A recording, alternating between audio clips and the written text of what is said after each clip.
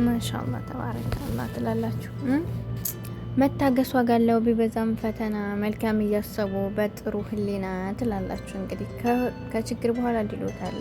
ዛሬ ላይ ሞገስ ሁላችሁም ቅድስትም እንዲሁም ምሳሌም በደስታ ተውጠዋል። አሰላሙ አለይኩም ወድና የተከበራችሁ ቻናል ቤተሰቦች እንዴት ናችሁ? ደህና ናችሁ ወይ? ያለሁ አልሐምዱሊላህ። ቻናል አዲስ ከሆናችሁ ላይክ፣ ሼር፣ ሳብ ያደርጋችሁ አበረታቱኝ። ከጎን የሆናችሁ ለምታበረታቱኝ ወደ ሀገሬ ልጆች ከልብ አመሰግናለሁ።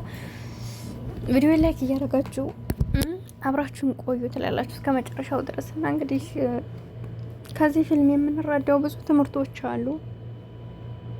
ለተማረበት ሰው አጋጣሚዎች ሁሉ ያስተምራሉና በጣም ያስተምራል። እንግዲህ እዚህ ፊልም ላይ እንዳየ ነው አንዱ ለመሳቅ አንዱ ያዝን፣ አንዱ ይከፋል፣ አንዱ ለማዘን ደግሞ አንዱ ይደሰታል።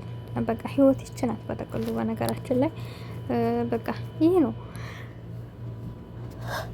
እንደዛ ስለሆነ እንግዲህ አንዱ ለአንዱ ካልኖረ ምንም ህይወት እንትን የላትም ማለት ነውና የተፈጠረውን ነገር እንግዲህ አይታችኋል። ሞገስ በእርግጥ አይፈረድበትም።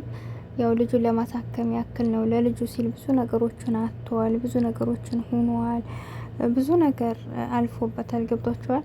አሁን ላይ ወደ ኋላ የሚልበት ምንም ምክንያት የለውም። ሲቀጥል ደግሞ በሱ እንዳንፈርድ ሞገስም ሉላን ሲያመጧት ይህን ሀሳብ ሲነግረው ግዴታ እሱም የተስማማበት ነገር መጀመሪያ ሉላን እንደመያዣ እንጂ ሉላ ለሱ አድርጎ እንዲቀር ምሳሌ እንደተታከመው ደግሞ የፍርድ ቤቱ ወረቀት የግዱ ማለት ነው እንዲነሳላቸው፣ ግን ሉላን መያዝ እንዳለባቸው ተመካክረው ያመጡ ስለሆነ ያፈረሰው ሞገስ ነው እንጂ እንትን አይደለም ማለት ነው። ማነው ስሙ ይሄ ብሩክ ስላል አይደለም። ስለዚህ ምንም ማድረግ አይቻልም።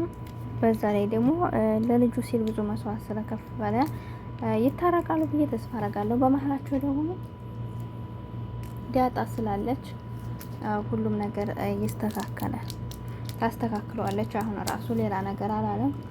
ስታነሳበት ያው አልፈለገም ነበር መጀመሪያ፣ በኋላ ግን ሲያስበው ይቅርታ እንኳን መጠየቅ ነበረበት ነው ያለውና እንግዲህ ልጁን አሳክሞ ብሩኬም ደግሞ ይቅርታ እንዳትጠይቅ አሁን ጊዜው አይደለም፣ ነገር ግን አንድ ቀን ይቅርታ የምጠይቅበት ሰዓት ይኖራል፣ ልጅን ካሳከምኩ በኋላ ብሏል። አዎ አሁን ላይ አጉል እሱን ይቅርታ ይቀበለኛል እያለ ጊዜ ማባከን ነው እንጂ ምንም ፋይዳ የለውም። ነገር ግን ልጁን ካሳከመ በኋላ በአንድ ልቡ እሱን ይቅርታ መጠየቅ ሆነ ላደረገው ነገርም በቻለው አቅም ከጎኑ መሆን ይችላል። ሉላንም ማምጣት ካለባቸው ከዛ በኋላ በሽተኛ ልጁን ካሳከመ በኋላ ችግር የለውም። ስለዚህ አሁን ላይ ምንም ማድረግ ስለማይችል ትኩረቱ ልጁና ልጁ ላይ ስለሆነ ለዛ ነው። ሞገስም ደግሞ እንግዲህ በሰዓቱ ላይ አሳልፎ ሲሰጣው ገንዘብ የለሱ ብያጥቻለሁ። ዛሬ ላይ ግን ሉላን አሳልፌ መስጠት ስለሌለብኝ ብሩክ ራስ ወዳድ ነው እያለ ነው። ብሩክ ራስ ወዳድነት ሳይሆን ብዙ ከፍሎላታል፣ ተናግሯል። ደግሞ በምሳሌ ከሆነ ምንም አይነት ነገር ህይወቴን ቢሆን አሳልፌ እሰጣለሁ ብሎ ከመጀመሪያ የወሰነው ውሳኔና የሱም በቃ አመለካከቱ በሱ የመጣበት ነገር ምንም ወይቼ፣ ስለዚህ ሉላንም አሳልፎ እንደማይሰጥበት አለመጠራጠሩ ራሱ እሱ ሆኖ ነው። እንትና ደግሞ ዝና ደግሞ አይታችኋል። ዝና ያው ፍቅር ማለት የሰው ላይ ፍቅር ማለት ፍቅር ማለት እኮ ገንዘብ አይደለም አይደለም።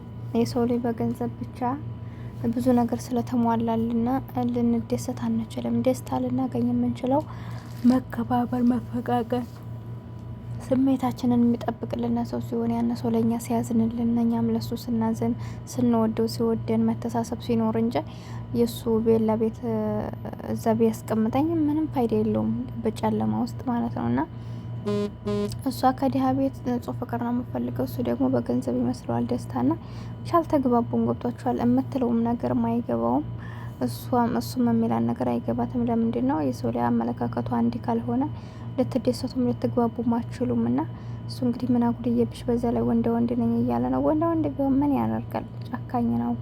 በዛ ላይ ደግሞ እሷን ሊይዛት የሚፈልገው በፍቅር ሳይሆን በጭቅጭቅና በነተረክ ስለሆነ ብቻ ከባድ ነው። ሞገስ እንግዲህ እሷን ያው አይታችኋል ቃል ገብቶላት ነበር ካሁን በኋላ ለእንትን ላለ ማለት ዝና ደግሞ ብሩክን በቃ ምክንያቱም ይህን ዝና ሄዶ ብሩክን ቤቱ እንዲያሳየው ያደረገችው ማህሌት ናት። ታውቃላችሁ ማህሌት ተንከሲስ ስለሆነ ብሩክ በልጁ ስለማይደራደር እንደዚህ ብላ ንገረው ብላ እንግዲህ ያንን ነገር ሄዶ ሲነግረው ያኔ ግዳቱ እንድታስነሳለት አደረገ። ከዛም ቤቱን አሳየ ሞገስን ማለት ነው። ይቅርታ እያለ ነበር ሞገስ ራሱ ከሱ ሳይደርስ ያው በራሱ ማለት ነው። እና እንግዲህ ምንም ማድረግ አይቻልም። እንደነገርኳችሁ አንድ ሰው ለመታከም ሲል አንድ ሰው እየሞተ ወይም ደግሞ አንድ ሰው ሲሞት አንድ ሰው እየታከመ እስከሆነ ድረስ የተገላቢጦች ነው ህይወት። እንደዛ ስለሆነ መቻል ነው። ዙሮ ሞገስና ብሩክ ይታረቃሉ። የእነሱ የመጨካከል ወይም የሌላ ጉዳይ ሳይሆን ሞገስም እኮ ምርጥ ነው፣ ከጎን ሆኗል። ብዙ ነገሮችን የእሱ ላይ እንዳትታከም እኮ ምንም ያላደረገው ነገር የለም፣ ጥሯል። ነገር ግን እሱም አሁን ፍቅር ስለሆነበት እሷን አሳልፎ ላለመስጠት ነው ብሎ ነው እንጂ በምሳሌ ጨክኖ እንዳልሆነ ሁላችንም ጠንቅቀን እናውቃል። ብሩክም ደግሞ በጓደኛው ላይ ወንድም ጓደኛውን አሳልፎ ለመስጠት ወይም ደግሞ ጓደኛው ሚስት አሳልፎ ለመስጠት ፈልጎ ሳይሆን ነገር ግን ምንም አማራጭ የለውም። እሷን ካልሰጠው ቤትና መኪናው እንትኑ ወረቀቱ ያኔ የፈረመችበት ግዳቱ ካልተነሳ መሸጥ ስለማይችል ስለጨነቀው ነው። እና በሰው ልጅ ህይወት እንደዚህ አይነት አጋጣሚዎች ይገጥሙናል። ስለዚህ አንዱን ለማግኘት ስንል አንዱን እያጣን ነው አይደለም። እንደዛ ስለሆነ በቃ ከባድ ነው። አምኖ መቀበል ካልሆነ በስተቀር መቼም ቢሆን ልባችን አይሸርም። እና እንግዲህ ሞገስ እንዳልኳችሁ ምሳሌ ተሞስ ብሎ እንደማያስብ እናውቃለን። ነገር ግን ደግሞ ሌላ አማራጭም እንደሌለ ያውቃል። ብቻ ግን ስለወደዳት ምንም አምኖ መቀበል አልቻለም። ይሄን ነገር አሳልፎም ሊሰጣት አልሞከረም። በሰዓቱም ላይ ነይ ሲላትም ዝም ብሎ አልሰጣም፣ ታግሏል። ግንም ያው መታው። ከዛ በኋላ ይዟት ሄደ እሷን ማለት ነው። እና አሁን ላይ ደግሞ እኔ የፈራሁት ነገር ምን አለ መሰላችሁ? ፍራታ የምትባል መርዝ ተንከሲስ ልክ ሞገስ በፊት ብሩክን እገዛለሁ ቤቱን ዛሬ ነገ እያለ እንዳቆየበት ሁላ አሁንም በዝና ሰዎች ዝናን አህድ አማክራ እንገዛል እያሉ የሚያቆያዩበት የዝና ሰዎች ከሆኑ ትንሽ አሁንም ብሩክ ችግር ውስጥ ይገባል ብዬ ነው የማስበው። ና ይህ ነገር ደግሞ ቢበቃው ባይነኝ እንደኔ ምሳሌ ካሁን በኋላ መታከም ነው እንጂ ያለባት በዚህ ሁኔታ መራዘም እንደገና ድጋሚ ደግሞ እንትኑ እንደ አይነት ክሽፈት ባይመጣ ደስ አይለም። እንግዲህ ብቻ ግን እንደ አይነት እሷ ሳስበው እንደዛ ነው። ሲቀጥል ደግሞ ማህሌት ጅሊቱ ማለት ነው እኔ ላይ ሳይወደኝ አልቀረም ትላለች። ደፋር ይዘቃዘቃታል። እሱ እናት ፍቅር የለውም ይጀመር። ለሰው ላይ ፍቅርም በዱላ ነው የሰው ላይ ፍቅር እሱ እና ዝም ብላ ትኮፈሳለች። ያው ፍራታ መርዝና ታውቃላችሁ፣ አያችሁ አይደል?